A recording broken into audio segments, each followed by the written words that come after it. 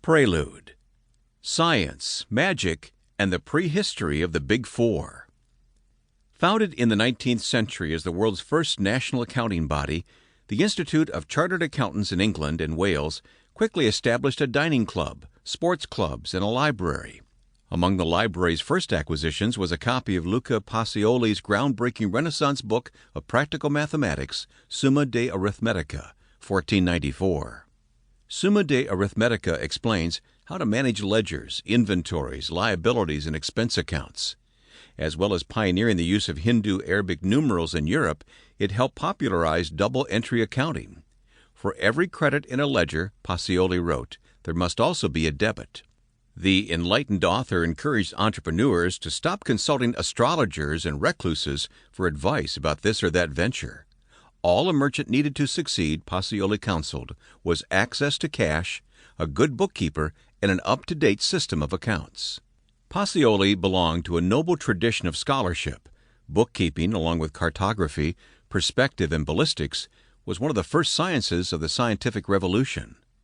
The German polymath Johann Wolfgang von Goethe considered double-entry bookkeeping amongst the finest inventions of the human mind. Curiously, the careful counting of money preceded the careful measurement of lunar movements and accelerating cannonballs. The physical sciences, such as astronomy and physics, drew heavily on fiscal precedents.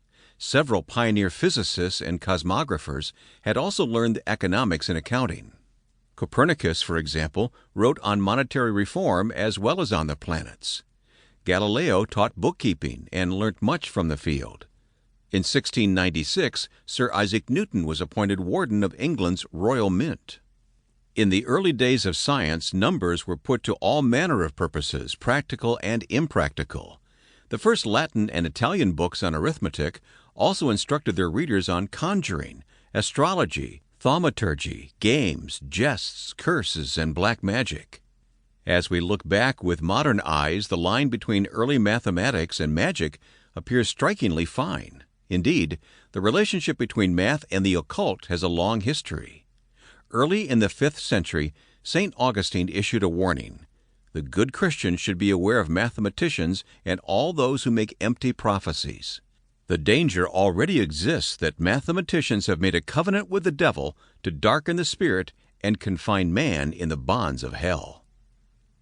When in the 13th century Roger Bacon advocated the adoption of the Hindu Arabic numerals, the Church accused him of practicing magic and condemned him to life in prison. Long after those strange-looking numerals arrived in Europe, they were still seen as exotic, even disreputable. The numerals, though, were a boon to Western culture. Much more practical and versatile than the Roman ones, the Asian numerals opened the way for modern mathematics and hence modern accounting. Double-entry bookkeeping rests on a tautology. The value of an organization's assets must equal the claims of creditors and owners to those assets. This was a new idea. Earlier financial records reflected a very different philosophy. The Doomsday Book of 1086, for example, is a set of simple lists that assert King William's property rights, ecclesiastical rights, legal privileges, taxes, and commitments. It is not a balanced schedule of debits and credits. Absolute rulers were more interested in counting their gold than in tallying their debts, that is, in reckoning what they owned rather than what they owed. The rise of double entry among bankers and merchants in the late medieval period reflected the tectonic social, political, and economic changes of the age and the shift of power to the men and women who energized the Renaissance. The Pacioli volume became one of the most valued possessions of the Institute of Chartered Accountants, both for its groundbreaking content and for its worth on the rare book market. An incunabulum, meaning it was printed before 1501, the book is today appreciated as one of the earliest printed volumes about numbers. Another copy, finely bound in vellum and recently found in an old cupboard, sold at a Milan book auction for 530,000 euros. These volumes are rare survivors. Most other copies from the 1494 edition were read to pieces by teachers, students, bookkeepers, and merchants. The Institute's other treasures include Nieuwe Instructie, Antwerp 1543, a work whose translation into French and English helped spread double-entry accounting to Western Europe. The author was Jan Ypang Christoffel, a traveling silk trader, and the only surviving complete copy of The Manner and Form of How to Keep a Perfect Recounting, London 1553, written by James Peel and adorned with elegant sample ledgers.